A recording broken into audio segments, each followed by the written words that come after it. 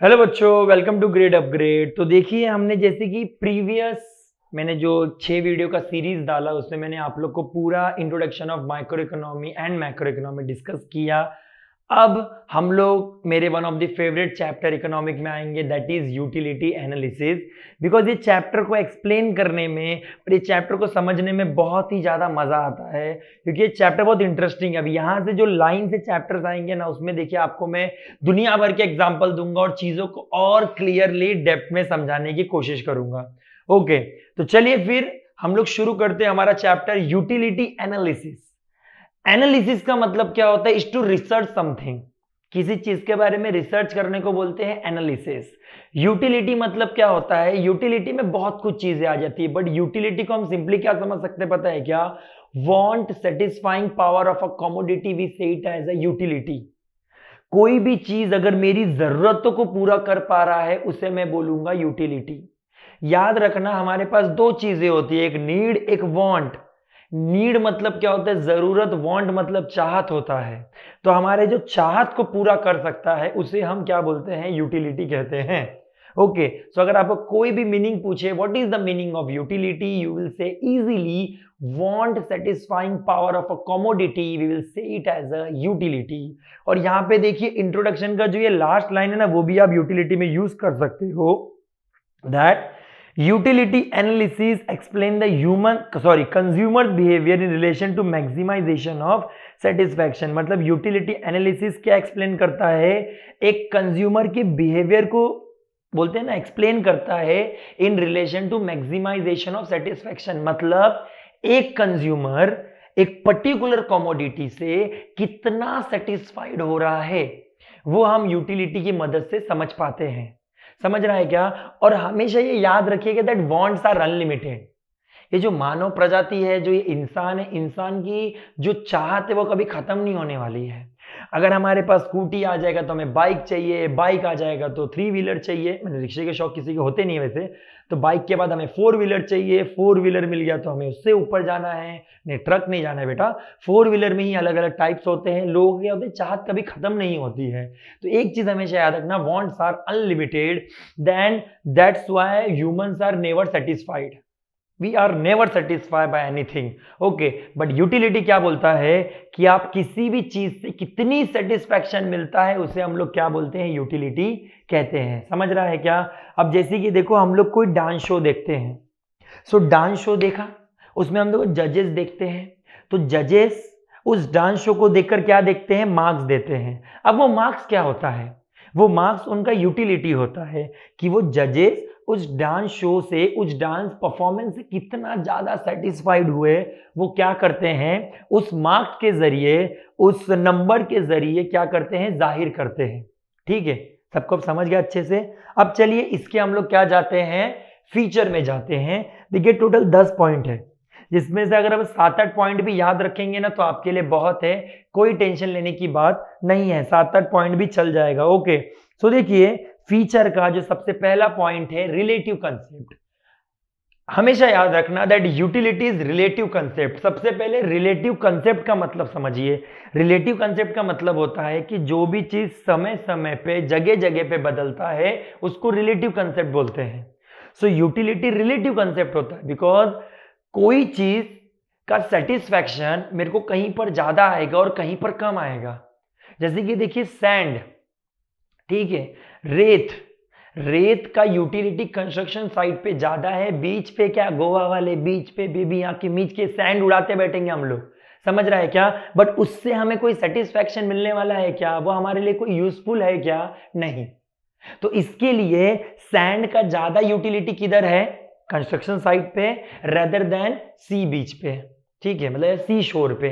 Okay, और जैसे कि एक बोला है टाइम टू टाइम, जैसे कि वुलन क्लोथ। वुलन क्लोथ हमें ज्यादा यूटिलिटी कब देगा? हमें ज्यादा यूटिलिटी देगा वो हमें विंटर में रेदर देन समर में। समझा रिलेटिव कंसेप्ट? कि यूटिलिटी समय समय पर और जगह जगह पे क्या होता है? बदलता है। तो सब्जेक्टिव कंसेप्ट। सब्जेक्टिव कंसेप्ट मतलब क्या होता है? सब्जेक्टिव कंसेप्ट का मतलब होता है जो चीज पर्सन टू पर्सन चेंज होता है। अब जैसे कि कोई चीज अगर मुझे ज्यादा यूटिलिटी दे रही है तो इसका मतलब ये नहीं कि वो सामने वाले व्यक्ति को भी ज्यादा यूटिलिटी देगा, और अगर कोई चीज सामने वाले को ज्यादा यूटिलिटी दे रही तो इसका मतलब नहीं कि वो चीज मुझे भी यूटिलिटी देगा। ओके, क्योंकि हम लोग का हमारे प्रेफरेंस होंगे, लाइक होंगे, टेस्ट होंगे, हॉबी होंगे, हैबिट्स होंगे, इससे क्या होंगे, हमारे डिफर होंगे। अब जैसे कि मेरे लिए कोई पर्टिकुलर मूवी बहुत ही अच्छा होगा, बट एक कोई दूसरा व्यक्ति होगा, उसको मूवी एकदम ही शिट लगा रहेगा, उसको लगा रहेगा भाई ये क्या देख लिया मैंने। ओके, बिकॉज हो सकता है कि उसका लाइक प्रेफरेंस उसके साथ जाता नहीं हो। तो सब्जेक्टिव कंसेप्ट मतलब क्या कि यूटिलिटी पर्सन टू पर्सन क्या होता है, चेंज होता है। अब देखिए एथिकली न्यूट्रल कंसेप्ट। एथिक का मतलब क्या होता है, भला बुरा। न्यूट्रल मतलब क्या होता है, साधारण। इसका मतलब यूटिलिटी भला बुरा के बीच में नहीं सोचता। बेटा कोई चीज अच्छी है, कोई चीज बुरी है, ये यूटिलिटी का कंसेप्ट नहीं है। जैसे कि अगर चाकू है, चाकू एक घर में काम करने वाले बावर्ची को भाजी काटने के लिए काम आएगा, बट साथ में वो चाकू एक मर्डरर को मर्डर करने के भी काम आएगा।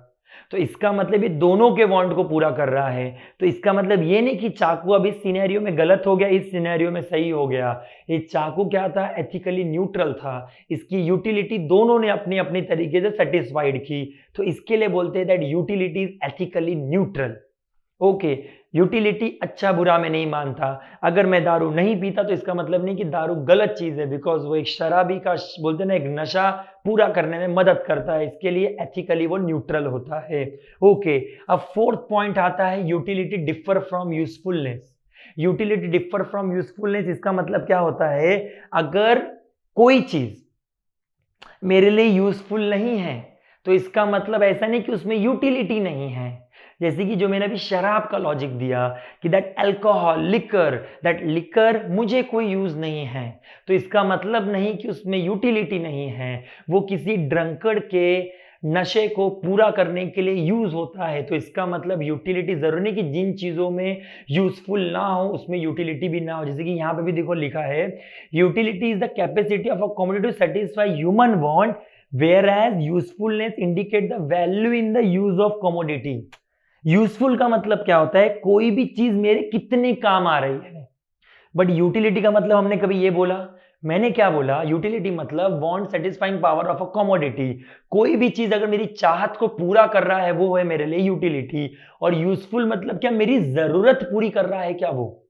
तो यूटिलिटी जरूरी नहीं कि हम तुम्हारी जरूरतों को पूरा करें, वो तुम्हारी चाहत को पूरा करता है। तो इसके लिए देखो एग्जांपल के लिए दिया है that milk has both utility and usefulness, but liquor has only utility and do not have any usefulness. Utility differ from satisfaction. Okay, sorry उसके ऊपर का एक पॉइंट रह गया, यूटिलिटी डिफर फ्रॉम प्लेजर। अब देखो ऐसा नहीं कि अगर मुझे किसी चीज में मजा नहीं आ रहा है तो इसका मतलब उसमें यूटिलिटी नहीं है। ठीक है, मीन्स यूटिलिटी और मजा हैंड इन हैंड नहीं जाते। अब जैसे कि समझो कि मैं बीमार हूं, ओके, मुझे दवा की जरूरत है, तो दवा खाने में मेरे को प्लेजर नहीं आ जाएगा ना, आज तेरा भाई दवा खाएगा, ऐसा तो नहीं होने वाला है।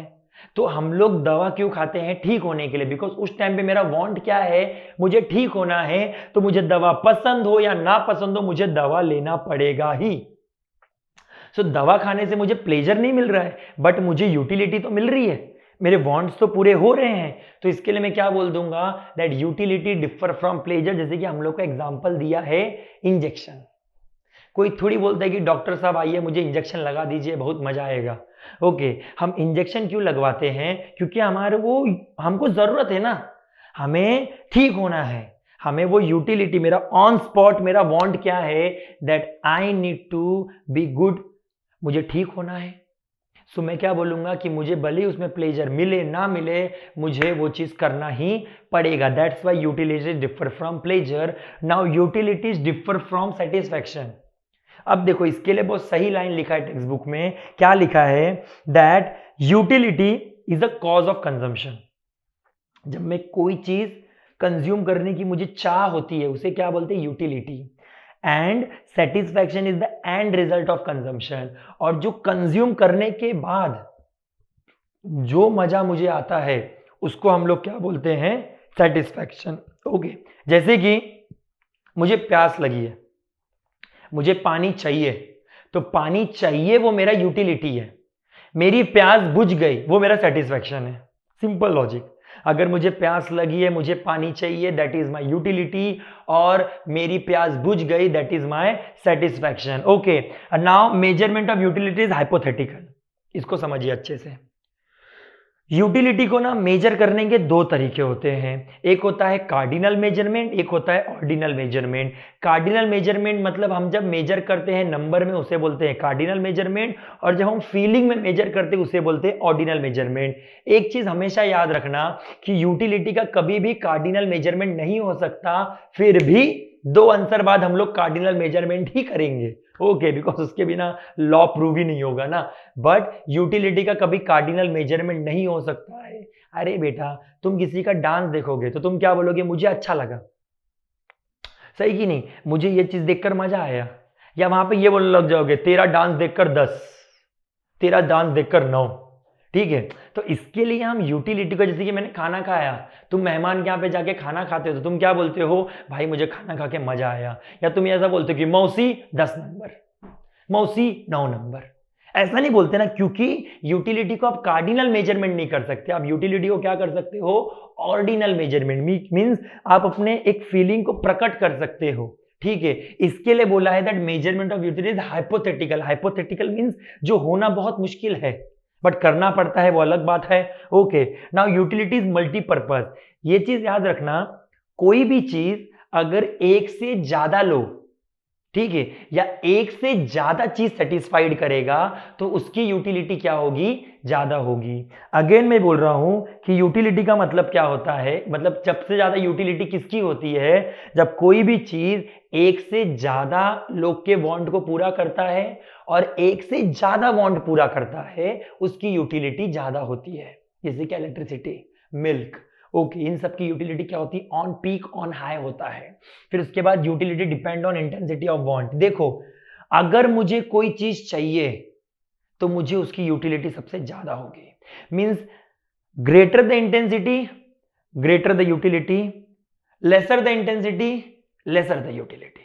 मतलब मेरे को जितनी ज्यादा कोई चीज की जरूरत होगी, जैसे कि मैं बीमार हूं, मुझे दवा चाहिए, तो मुझे इसके लिए दवा की यूटिलिटी क्या होगी? बहुत ज्यादा होगी। और अगर मैं बीमार नहीं हूं तो मुझे लिए दवा की यूटिलिटी ना के बराबर होगी। तो इसके लिए बोला है कि जो यूटिलिटी है वो किसके ऊपर डिपेंड होता है? इंटेंसिटी ऑफ वांट के ऊपर। And utility is basis of demand. मतलब क्या कि यूटिलिटी किसके ऊपर डिपेंड करता है? डिमांड के ऊपर। ओके, मीन्स देखो यहाँ पे बहुत ही बखूबी से लिखा हुआ है। क्या लिखा हुआ है यहाँ पे? A person will demand a commodity only if it give utility to him. अगर कोई भी चीज मुझे यूटिलिटी देगी तभी मैं उस चीज का क्या करूंगा? डिमांड करूंगा।